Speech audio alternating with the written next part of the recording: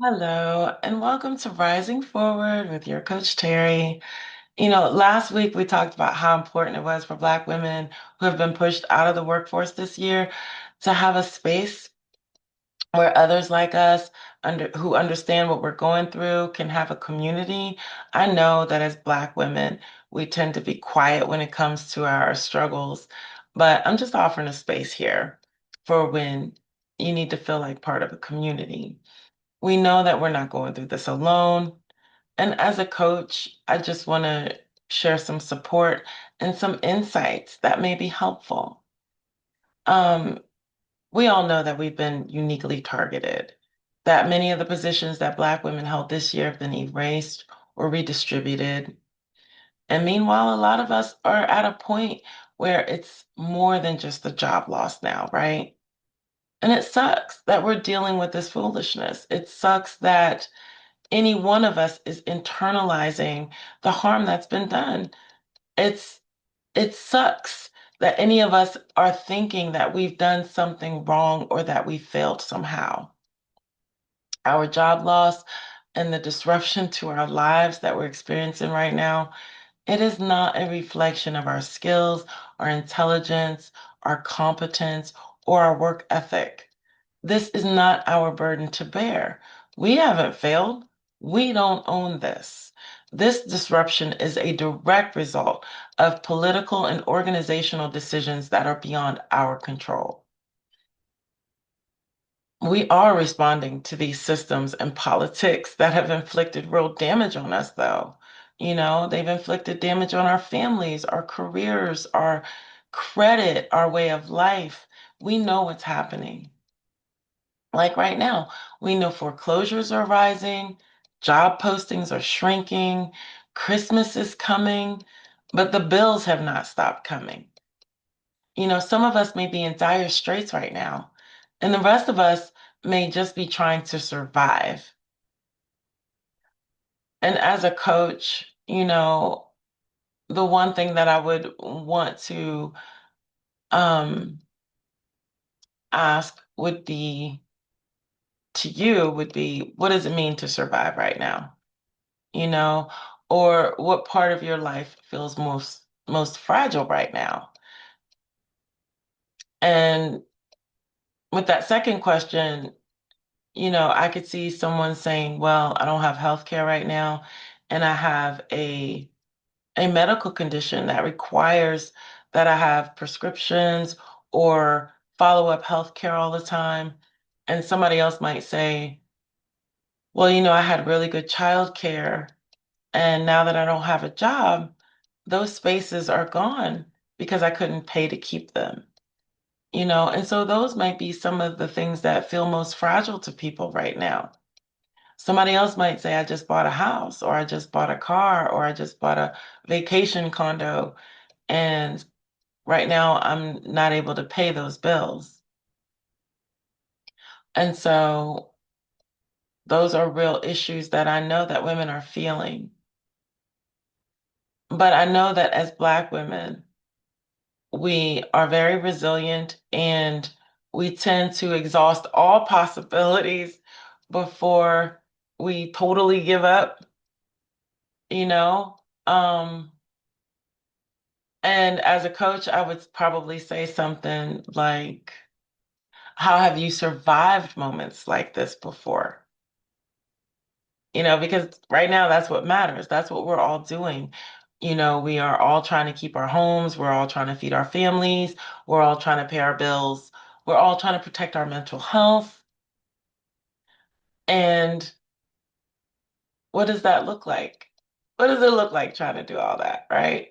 I'm sure we're all asking ourselves, what do I have to do in the next 30 days? Or, you know, I just need for this to happen in the next 60 days? Or what can I do right now to make sure that I have enough for the next 60 days? Because that's how we are. We come from a strong people. And not only that, a lot of us are Christians. And as a follower of Christ, I personally believe in God's promises. I believe that He has plans for us. I believe that He has plans to prosper us and not to harm us, plans to give us hope in a future. I believe him. And do you know why I believe him? I've shared this story before, um, with family and friends, and it's one of many stories, but it's the one that has stayed with me. It's the one that I share when women are in this situation. It is a major testimony in my life. And so, let me share it with you right now. I've been here before. Back in 2008, I had just bought a home the year before. I had just bought a car that year, and I got laid off. And at the time, I had like 3 months of savings, which I thought was okay. And I had a small severance package. And so I thought I was going to be okay. But 2 months into it, and all that money was gone. It was just like life kept happening. I had kids in high school. I was a homeowner. I needed repairs. And it just felt like, oh my gosh, the money that I thought I had, the little rainy day fund I thought would last for a minute, it didn't. And so I had started working with a temp agency. And so I was going out there and I was, working like a week here or a couple of days there. And I found myself falling behind because, of course, this was happening to everyone. Mortgage companies were not accepting partial payments. And so I just kept thinking, okay, as long as I pay before the 30 days, it won't hit my credit. Long as I pay before the 30 days, it won't hit my credit. And so with my temp job, I would just have to save up my checks and pay, before it hit the 30 days. And that's what I was pretty much doing for like nearly a year. And there just came a time where between the times that I was working, I was filling out, applications and sending my resume out, like that was a full-time job. And I was competing with like 500 people per position, for positions that I was way overqualified for. But that's how desperate that I was getting. And there was that one day where I think I was a year into it, and I was like, I, I, I can't do this anymore. I literally hit the wall, or figuratively hit the wall. And I just remember I was crying. I was done. I was done. And I said, you know what, God, at this point, I don't even care anymore. I've done everything that I could. I don't even care anymore. Like whatever happens, happens. So I'm gonna give it to you. But I've washed my hands of it. I can't do anything else. I can't do another thing. I give up. I give up. And I went to sleep, and it was probably the first time that I actually slept through the night, not worried about a bill or the kids or what was going to happen to us. I literally gave up. I did not care at that point what would happen anymore. And I remember it was, I think the next day, I just walked through life like a zombie. And then the following day, I went to check the mail, and there were two fat checks in the mail. I mean, these checks covered more than what I needed in order to get up to date again. And I was like, oh my goodness. And I was praising God and thanking Him. And I couldn't believe it. It was so amazing, so unexpected, so crazy. And I was like, oh my gosh, wow. This, like, it put me in a place where I felt like that spark of hope.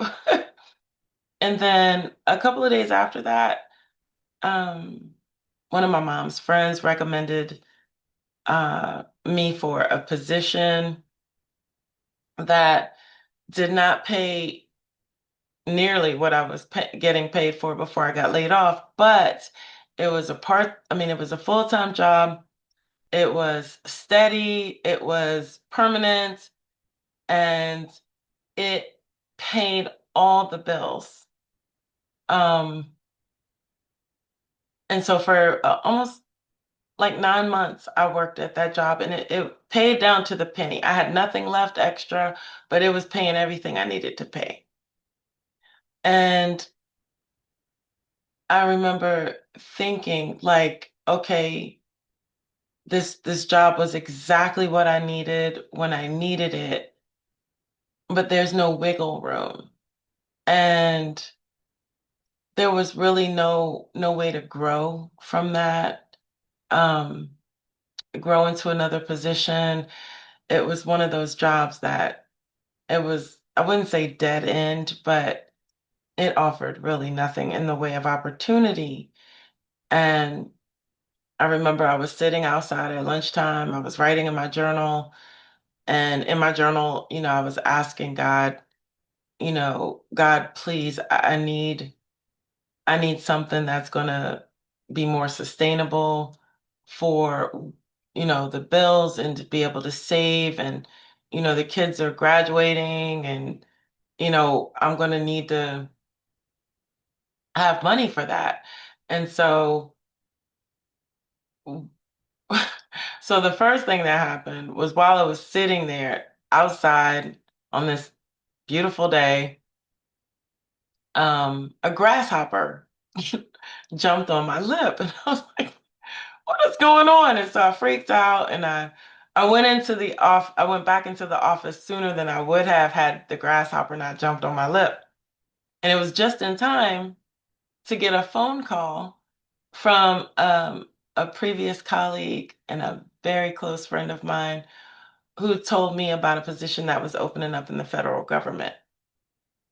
And so I ended up getting that job, and that job actually became a pathway to a career.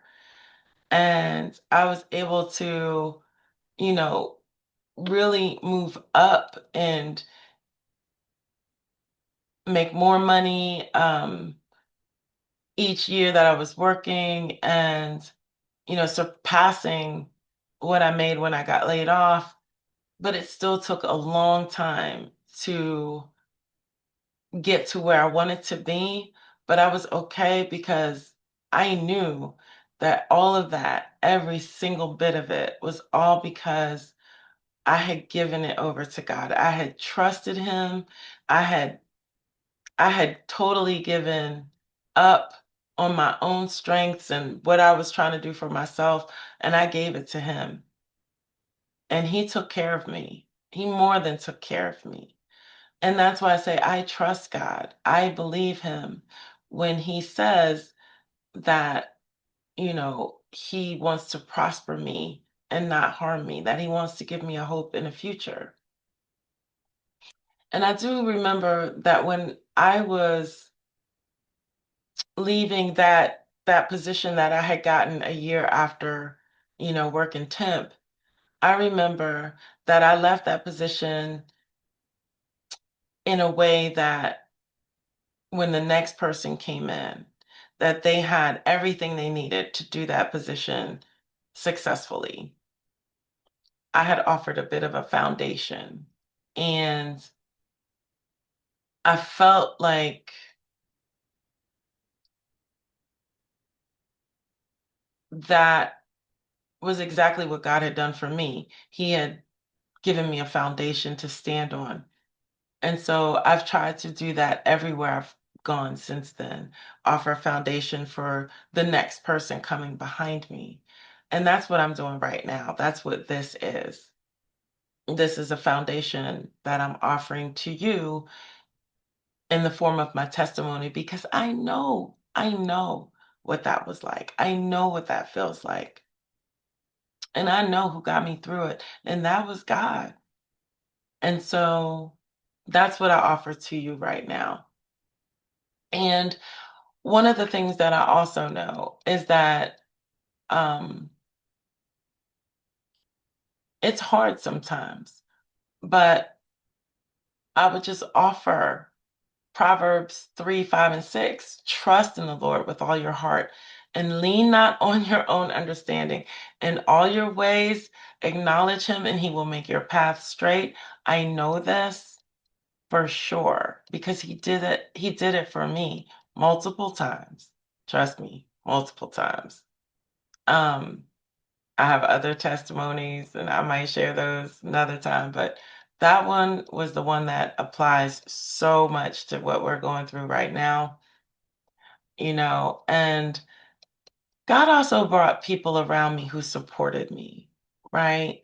And that is just as important. And so I would ask you, who can you tell the truth to about what's really going on with you right now? You know, um, And I know that a lot of times we don't really tell people what's going on because we feel ashamed or embarrassed. But I am asking you to think about what support you may be resisting right now because you feel some kind of way about it, right? And you don't know about the resources that someone may have for you, you know, if you just ask them about it. So say to yourself, ask yourself, who can help me find the resources that I need right now? Being honest with somebody that you trust, asking for support, it is not shameful. It speaks to your resilience, your initiative, and that firm foundation of faith that you stand on. Even in this season, our hope and our prayers are powerful. The support systems that we have are powerful. They set us on a firm foundation that will get us through these challenges. You know, Let us hold unswervingly to the hope that we profess, for he who promised is faithful. And here's the bottom line: even though we are a casualty of a broken system, we are not broken. We're here, we've been surviving, and if we've got God's promises, we have everything that we need to begin rising up and moving forward, one step, one day, one week, one victory at a time. And I am honored to walk this journey with you. And I want you to remember that you are not alone, that we are rising forward together, and that God is with us every step of the way. Thank you so much for listening. I'll see you next time.